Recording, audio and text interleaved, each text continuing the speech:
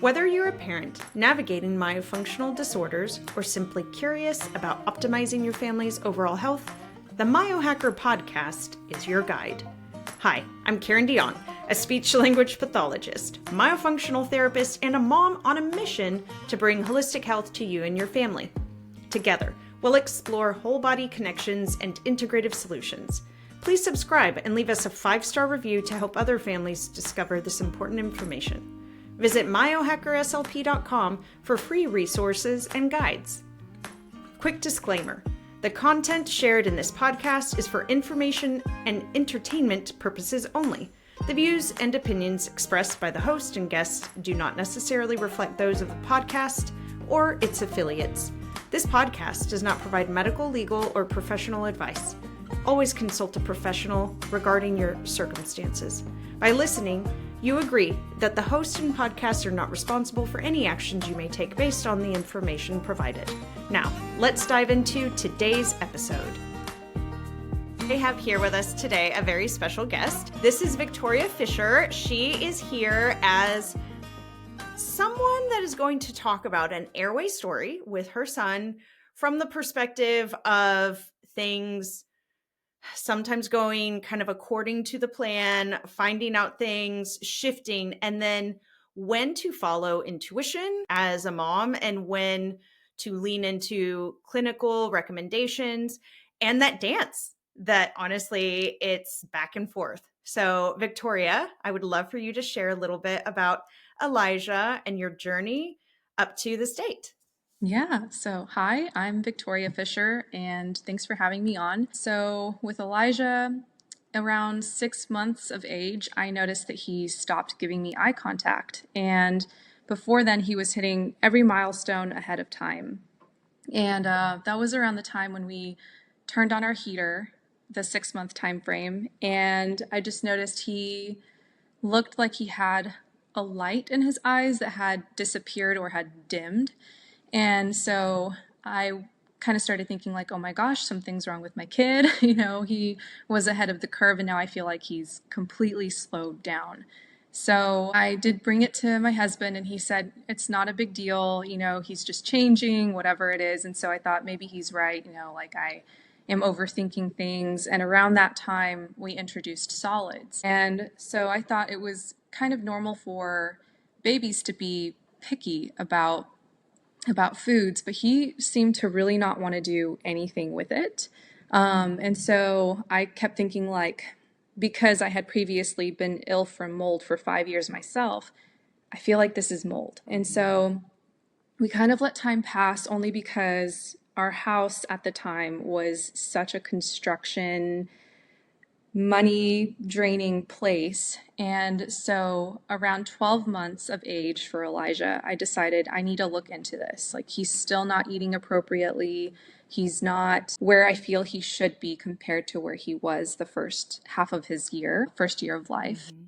So I took him to, it was an SLP place, feeding therapy. Mm-hmm. And I felt like for us personally, just knowing where he was at and what I needed, all the things that they were doing with him at feeding therapy, I was already doing at home. So I had a little bit of a rewind. The first week he was born, I noticed that his upper lip kept caving in whenever I was trying to breastfeed. And knowing what I knew, all the things that I had researched, I thought this is definitely oral ties. Okay, wait, I got to share that Victoria is a researcher. Absolutely. And I bet you were that way before Elijah about things. Yes, only because the first round of mold, I had to take health into my own hands because every doctor I would go to, the labs would come back normal, but I felt like I was dying from the inside out. And so, I kind of just had to take it upon myself to go, all right, if no one's going to figure it out, I have to figure it out. So I did spend quite a lot of time researching mold. So I knew quite a bit about it, but yes. So we took him to chiropractors, an osteopath who did a phenomenal job for him, but it felt like, the breastfeeding journey never worked out. So we formula fed, but it felt like there was something more, like the lip ties. Every professional we saw, they'd say, he doesn't have one, he's fine. But it didn't feel that way. So fast forward again to where I was with the SLP feeding therapist. I asked if they could check for a lip tie and see if maybe he had grown into it more. So they looked and they told me, yep, he has a submucosal tongue tie and a lip tie. So we ended up going to an airway dentist who did the procedure on him, and it helped a little bit. His words became more clear, but the eating was just really bad. And I told my husband, I said, I feel like we need to see if there's mold, because knowing what I know about it, I just have this gut feeling. And he had seen how I had been, and I say this as humbly as I can, correct about everything. So he was in full support of it. So we finally went ahead and... Smart man. Smart Can we man. just say smart man? Very there smart we go. man. Yes, very smart man. So I finally had decided to bring in a mold inspector. We tested the house. I did a urine test for myself and for Elijah, and both the testing of the house and our urine samples came back with elevated levels of mycotoxins. And doctors had not ever entertained that kind of testing? No, nobody. I think conventionally speaking, there is still so much work that needs to be done to be more root cause minded instead of just, I don't know, the way that it's kind of check you off the number list kind of feeling. But no, nobody had ever really thought about it. And so I, again, took it upon myself. And so, we were kind of already at wit's end with our house, the way that it was just constantly sucking up our money and our lives, to be very frank. It was a very turbulent time for both my husband and myself. So we were kind of like, all right, we'll remediate what we can, but we want to be done with this house. So we were able to move in with my parents for 3 months while we were looking for a home that was hopefully healthier than what we had, our old home built in the 70s. And so when we were with them, the first month that we were there, we decided we're going to wean him off of milk because that was all he would consume. He still wasn't eating solids. And how old was he at this point? At this point, I want to say like 16 or 18 months, somewhere around there. So a lot of time had passed from the lip tie release to where we're at now, or in the story. And was he still doing feeding therapy with that practice, or like what interventions was he doing? Yeah, so I had left the feeding therapy because, again, everything that they were doing, I was already doing at home. And so, and guys, she's not joking. Victoria really does it at home. She absolutely, she's just like a natural at therapy at home. Yeah. But then we found you actually through a babysitter that had gone to you before. And so I didn't really know much about myofascial therapy or anything like that, CFT, but I was just so ready to help Elijah propel himself into the boy that I knew was hidden inside.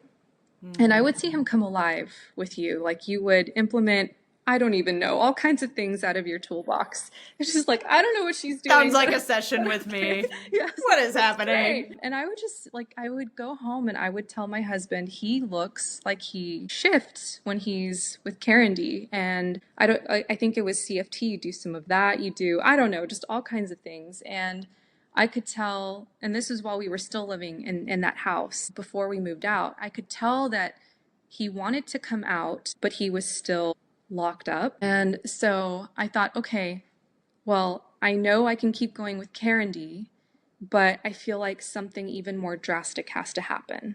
And so I think you and I had talked about potential mold in that house. And so it just kind of snowballed. And again, we bought the test for mycotoxins urine test. We did the mold testing, and being in the position that we're in, it is very privileged. I will acknowledge that. But we were also at our wit's end of how much more can we keep pumping into this house? It was a sickening amount of money. How much more can we keep pumping into therapies for Elijah? Then there's me, I want to get pregnant again. So I also need to get out of here for the sake of our second child whenever he or she may come. And just our health, the way everything was taking a toll on us, we decided to just fight as hard as we could with all the means that we had and create a better life for our son and for our future child, and of course us as well. because mentally we were not doing well, like at all. So, yeah, we lived with my parents. We cut out milk completely with him the first month that we were there. We did a stool test for him too, and that came back really bad. There was like nothing good in his gut at all. And so we just decided to go cold turkey and switch over to kefir just so he still have some kind of dairy coming in. Mm-hmm. And I think it was 2 days in of doing that. Of course, he was reluctant and he kind of put up a fit with us. But as parents, you're like, I don't care. This is for your own good. He started to eat things that he'd never touched before. Bell pepper, protein, like just, who is this child? And then about a month and a half after living with my parents, we just started noticing his speech started to take off. And there was a sparkle in his eyes, just, I don't know, a really different kid. Still slightly locked up, but starting to emerge from whatever, prison he was in. I think you and I had talked about he had brain inflammation as well, because you taught me a move to do on his head. And so I noticed that started to decrease. He was more aware, more willing to converse with you, looked you in the eye a little bit more.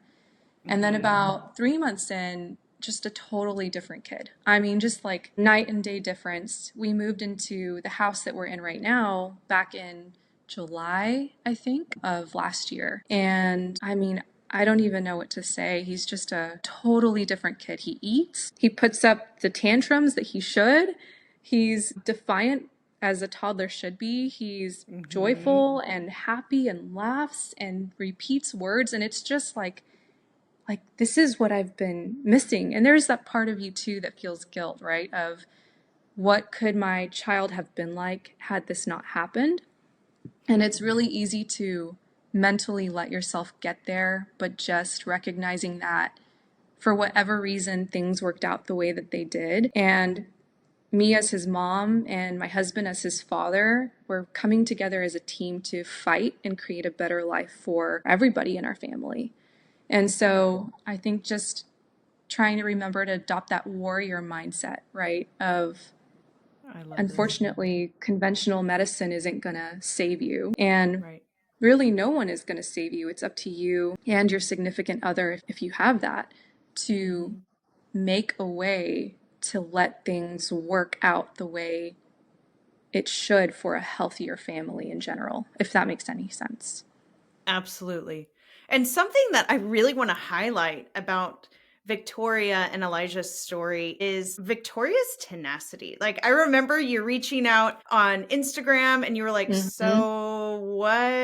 I don't remember the specifics, but basically you were like, so what are your sessions like? And because you were like, we've already done this. Like, why should we do this again? Which, guys, this is a great question for everyone listening. If you're considering getting into a therapy and you're like, but we already did it. Okay, it costs money. It takes time, lots of resources. Ask the questions. It's worth it. And do you remember what I said? What did I say? I don't know. I don't remember. Right. But I said, I know someone who's told me they've benefited greatly from going to Karindy. And so I said, you know what?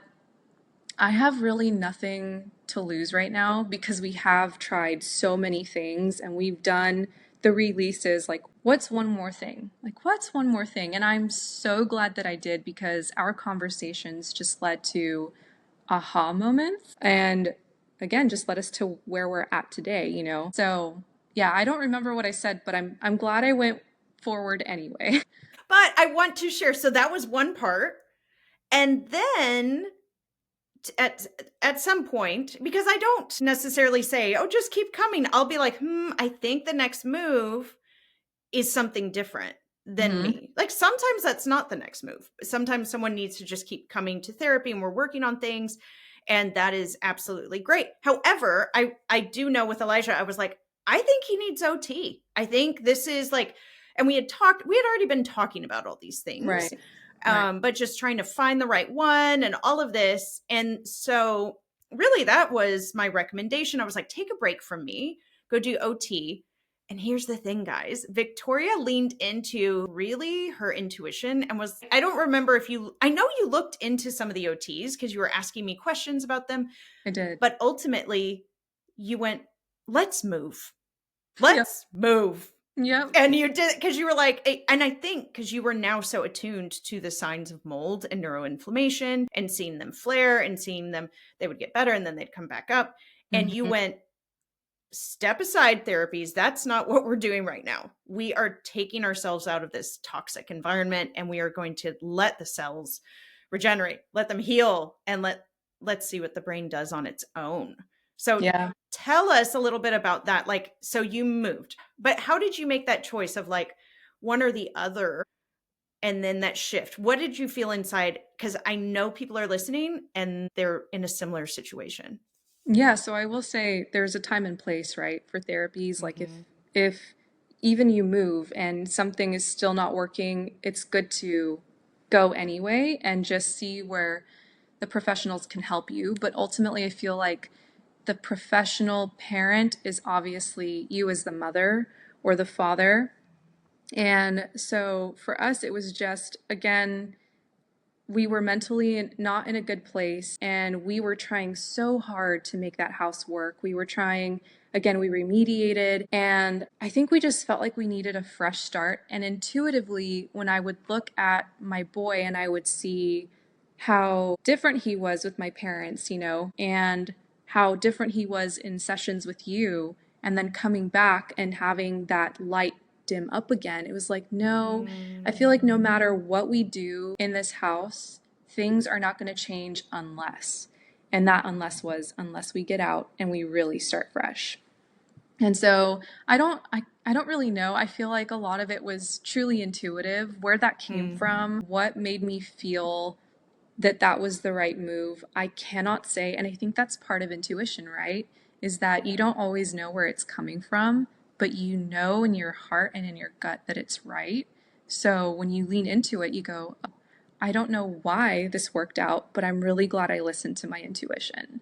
So that's kind of where we were. And then again, just really being on the same page with my husband and thinking about our future. And our future was not in that house. Our future was somewhere else where all of us could thrive and heal. And not just from the mold, but from the emotional and mental scars that had been done from the hardships that we dealt with Elijah and the hardships that we were going through ourselves. So sometimes I just feel like if you're able, turning a new leaf and creating a totally different environment is truly the way to go. And again, it's coming from a place of privilege. Like, I understand not everyone can just pick up and move, but we did everything that we could in figuring out how we could make that happen for the reasons I've already mentioned.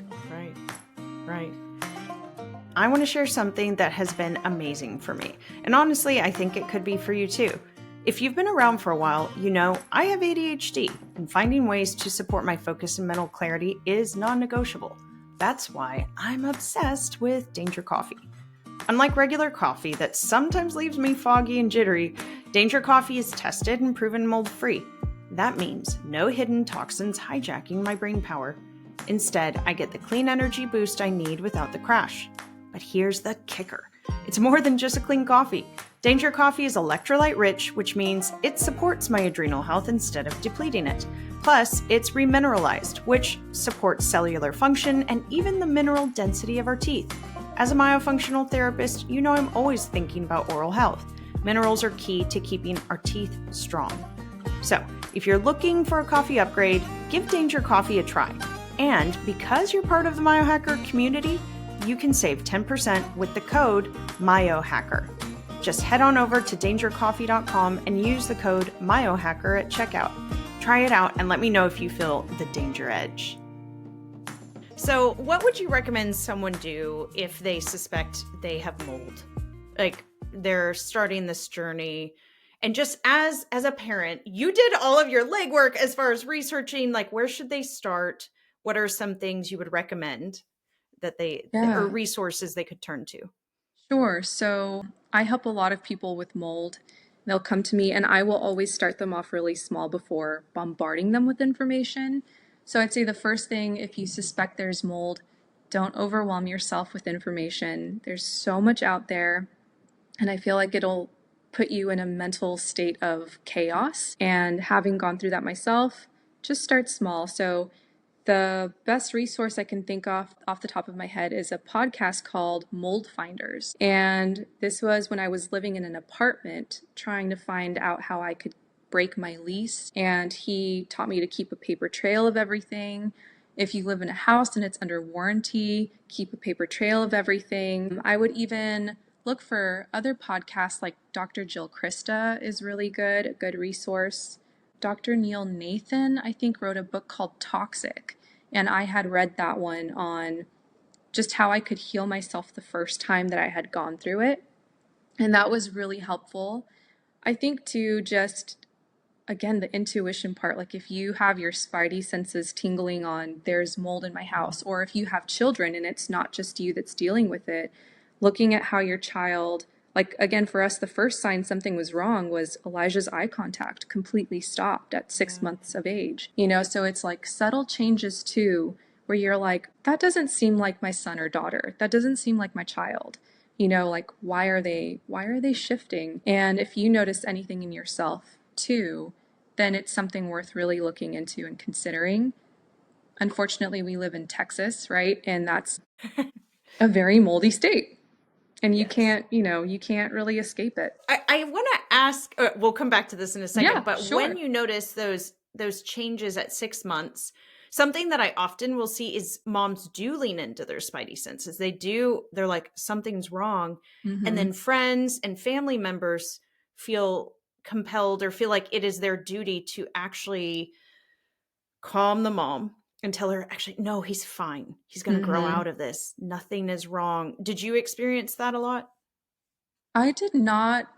I did with my husband initially. Yes, I experienced that. Mm-hmm. And I didn't really say anything to anyone else just because I knew the response that I got when I was going through it myself was kind of blown off.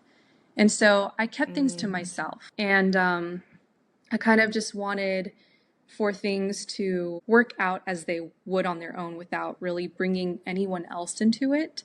I think I did that because I did not want to be influenced by anyone else's opinion.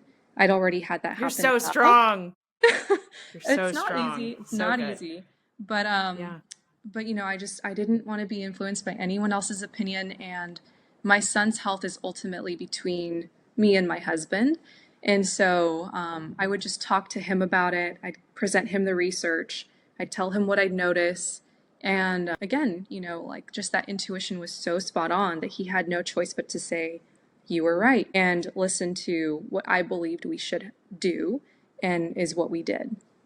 So no, I didn't, just because people can be really dismissive of experiences, or maybe it's common for their children, and unfortunately they don't have the knowledge or have the desire to have the knowledge, and so they want to believe that where their child is at is where their child's at, and there's nothing they can do about it. And, like you and I'm sure we can agree on this, we wouldn't stand for that for our children or for ourselves. And hopefully this resonates with others listening, that they wouldn't do that either. So I think the people who are willing to fight are going to find ways to do that without involving outer parties. If that's making any sense at all, that's my answer. It is. It's beautiful. It's beautiful. So I actually haven't asked you this before. Are you doing consults about mold? Like, can people reach out to you? Is that something you now do? So I don't really do consults, but I'm happy to give advice to anyone at no cost at all, because it can be so isolating already. There's just so much out there on social media, Instagram of, I'll charge you $100 to talk to me for 30 minutes when it's like people out there are already spending so much money on doing what they can do. So if anyone has any questions, I'm happy to answer as best as I can with resources, because I've been there and I know what that feels like. And it's expensive, first of all. And second of all, it's just overwhelming. Like, where do you start? So people can reach out if they want, if they have any questions at all. And what's the best way for them to connect with you? Would it be on Instagram or Facebook? Probably on Instagram. I'm not on there too much, but if I happen to see a message, I would be more than happy to exchange numbers with somebody, and they can pick my brain with any questions that they might have about mold or any of the journey that I've told today. So what would be, we've talked about a lot of things. We've talked about resources. Maybe what's just one piece of advice that you would say to a parent who has a child who, let's say they're having difficulty and with solids, making this transition, like what would you say to them right now? I would say tune out the noise, because you can do all the research on Google that you want, and it'll tell you, keep introducing the same food over and over and over again. And by the 40th attempt, it's still not working. So it's like, okay, this advice that I keep seeing on Instagram profiles or on Google or blogs or whatever, it's not working. You need to tune out the noise and dig deeper. That's what I would say. Just again, it goes back to intuition, right? Dig deep. So good. Nothing else, just you, the connection you have with your child, and what does your child need? What is your child asking for? And how can you be someone who advocates for your child? Just you, as the parent. Well, it has been my honor to work with you and Elijah and see how you advocate, see how you zone in and connect with him at such a deep level. And that you did that even when you weren't necessarily getting feedback from him, which can be a very lonely time as a parent, but you didn't stop. And so I want everyone to hear that even though there can be times when you're not seeing any benefit from it, like it feels like it's a one-way effort. Yes. That it still matters. It still matters. So continue to do that. Yep, it does. Thank you for that encouragement. Yes. Thank you, Victoria. So again, I'll put a link in the show notes. Everyone can see that. If you do want to reach out to Victoria, since she said you could, I encourage you to, because I think it can be, like you said, very isolating and lonely to go through both an airway journey and a mold journey. Goodness. And so when you have those things, and guys, it's actually more common than we talk about. So I do want people to reach out and connect over this. All right. Thank you so much for your time today. Thank you. Everyone, I hope you all benefit from this, and share with the mom, share with the dad who you think could use this information and is feeling stuck and they need to lean into their intuition. I want everyone to be encouraged to do that. So go ahead and share this. I hope you have enjoyed this episode of the Myohacker Podcast. Remember, small changes can make big impacts on our overall health and well-being. If you enjoyed this episode, please take a moment to rate and review wherever you get your podcasts. This way, more families will learn about this important information and we can make a bigger impact. Head on over to myohackerslp.com for in-depth resources and guides. You can also join me on Instagram at myohackerslp for bonus content and demos. And if you have questions or topic suggestions for future episodes, send me a message. I would love to hear from you. Until next time, let's biohack myofunctional health as myohackers who change the world through intentional action and connection and breathing. Quick disclaimer reminder, the content shared in this podcast is for informational and entertainment purposes only.